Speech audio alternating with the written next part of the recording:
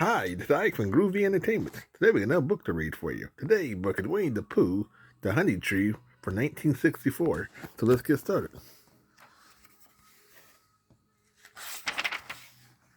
Once upon a time, a very long time ago now, about last Friday, Winnie the Pooh lived in a forest all by himself under the name of Sanders.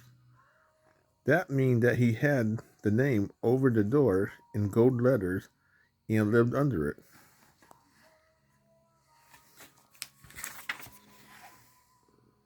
One day, when he was out walking, he came to an open place in the middle of the forest, and in the middle of this place was a large oak tree.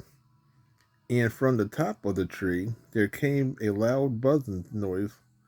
Winnie the Pooh sat down at the foot of the tree, put his head between his paws, and began to think. First of all, he said to himself, that buzzing noise means something. You don't get a buzzing noise like that just buzzing, and buzzing without it meaning something. If there's buzzing noise, somebody's making a buzzing noise, and the only reason for making a buzzing noise that I know of is because you're a bee. Then he thought another long time and said, and the only reason for being a bee that I know of is making honey. And then he got up and said, and the only reason for making honey is so I can eat it. So he began to climb the tree.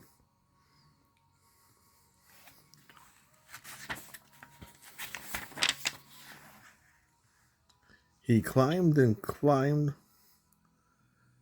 And as he climbed, he sung a little song to himself. It went like this. Isn't it funny how a bee like honey? Buzz, buzz, buzz. I wonder why he does. Then he climbed a little farther, and a little farther, then just a little farther. By the time he had thought of another song, it was a very funny thought that if bears was bees, they build their nests at the bottom of the tree, and that began so. If the bees was bears, we wouldn't we shouldn't have to climb up all these stairs. He was getting rather tired by this time, so that's why he sung a complaining song. He was nearly there now, and if he just stood on the branch, crack, oh help, said Pooh, as he dropped 10 feet on the branch below him. If only I hadn't, he said, as he bounced 20 feet onto the next branch.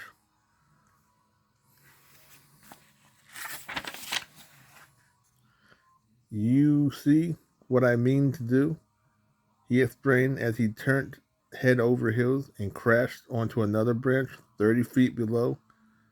What I meant to do, of course, it was rather, he admitted as he sluttered very quickly through the next branches. It all came, I suppose, he decided, as he said goodbye to the last branch, spun around 3 times, and flew gracefully into the gauzy bush. It all came of liking honey so much, oh help. He crawled out of the gossamer bushes the pricklies from his nose, and began to think again. And the first person he thought of was Christopher Robin.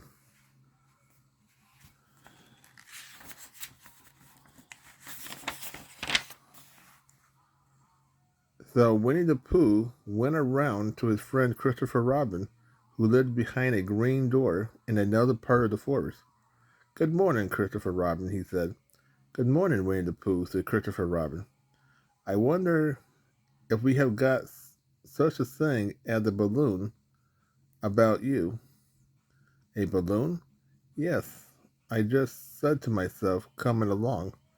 I wonder if Christopher Robin has such a thing as a balloon about himself. I just said it to myself, thinking of balloons and wondering, what do you want a balloon for? Said Christopher Robin. Winnie the Pooh looked around to see that nobody was listening, put his paw to his mouth, and said in a deep whisper, "Honey, but you don't get honey with a balloon." "I do," said Pooh.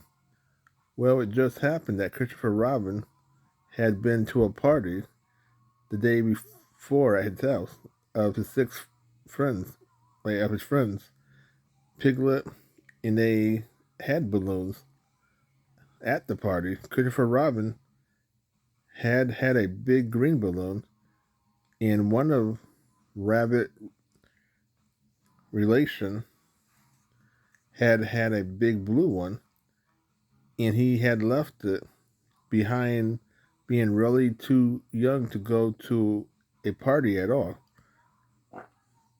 And so Christopher Robin had bought the green one and the blue one home with him.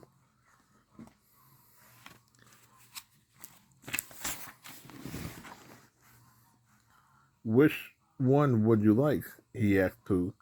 Pooh put his head between his paw and thought very carefully. "It's like this," he said. "When you go after honey with a balloon, the great thing is not to let the bee know you're coming. Now, if you have a green balloon, they might think you were only part of a tree and not notice you. And if you have a blue balloon, they might think you was only part of the sky and not notice you. And the question is, which is most likely?" "Wouldn't they notice you underneath the balloon?" asked Christopher Robin. "They might or they might not," said Winnie the Pooh. "You never can tell with bees." He thought for a moment and said, "I should try to look like a small black cloud. That will deceive them." "Then you better have the blue balloon," said Christopher Robin, and so it was decided.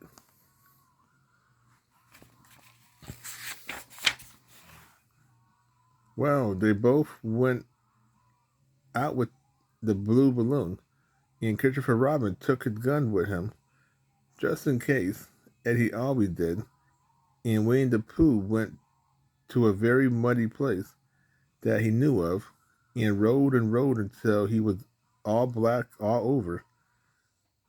Then when the balloon was blowing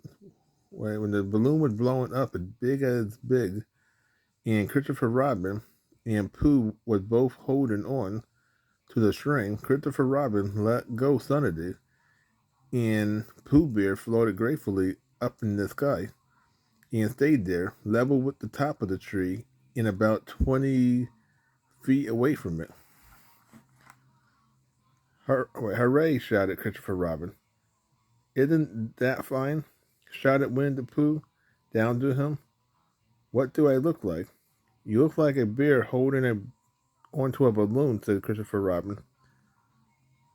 "Not," said Pooh anxiously. Not a not a small black cloud in a blue sky? Not very much." "Ah, well, perhaps from up here it looks differently. And, as I say, you never can tell with bees."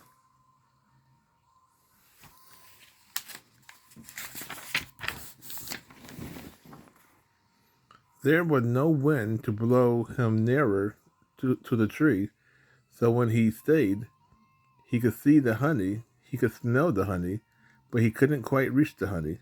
After a while he called down, "Christopher Robin," he said in a loud whisper. "Hello, I think the bees suspect something." "What sort of something?" "I don't know, but something tells me that they are suspicious."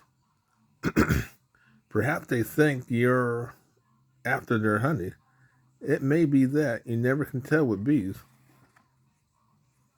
There was another little silence, and then he called down again, "Christopher Robin, yes? Have you an umbrella in your house?" "I think so. I wish you would bring it up here." and walk up and down with it and look up at me every now and then and say, "Ta-ta, it looked like rain." I think if you did that, it would help the deception which we are practicing on the bees. Well, Christopher Robin laughed to himself. Silly old bear, but he didn't say it loud because he was fond of Pooh, and he went home for his umbrella.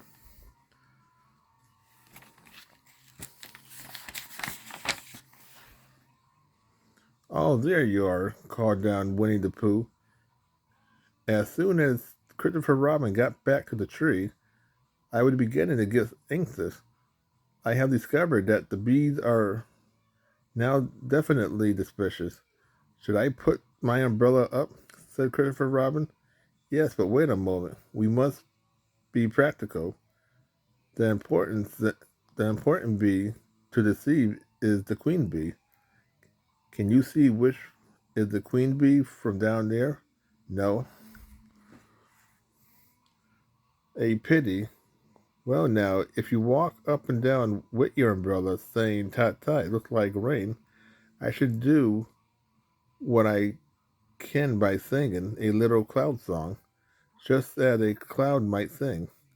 Go." So while Christopher Robin walked up and down, wondering if it should rain, Winnie the Pooh sung this song. "How sweet to be a cloud floating in the blue. Every little cloud always sing aloud. How sweet to be a cloud floating in the blue. It makes him very proud to be a little cloud."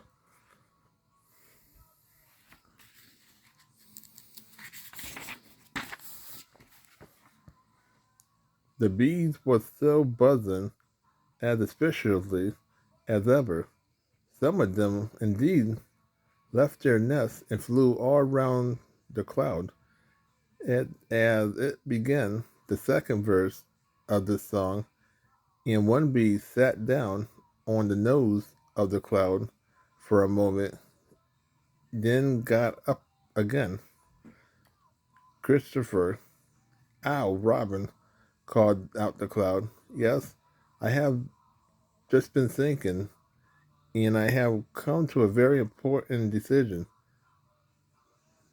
But these are the wrong sort of bees, are they?" "Quite the wrong sort. I should have think they would make the wrong sort of honey, shouldn't you?"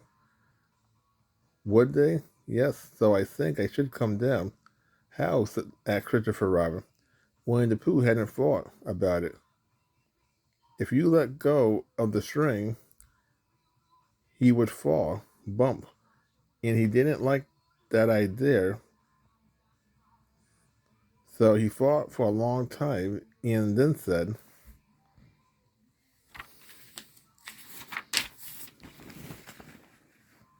"Christopher Robin, you must shoot the balloon with your gun. Have you got your gun?" "Of course I have," said Christopher Robin. "But if I do that, it will spoil the balloon." "But if you don't," said Pooh, "I should have to let go, and that would spoil me." When he put it like that, Christopher Robin saw how it was, and he aimed very carefully at the balloon and fired. "Ow," said Pooh. "Did I miss?" asked Christopher Robin. "You didn't exactly miss," said Pooh, "but you missed the balloon." "I'm so sorry," said Christopher Robin, and he fired again. And this time he hit the balloon, and air came slowly out, and Winnie the Pooh floated down to the ground.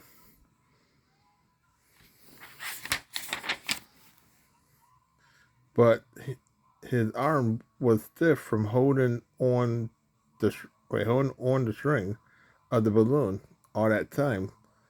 They stayed up straight in the air for more than a week, and whenever a fly came and settled on his nose, he had to blow it off.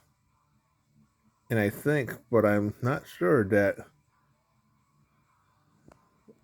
is why he would all be called Pooh. So that was Winnie the Pooh, the Honey Tree from 1964. So please like, subscribe, share, and comment. Have a groovy day with another video coming out real soon.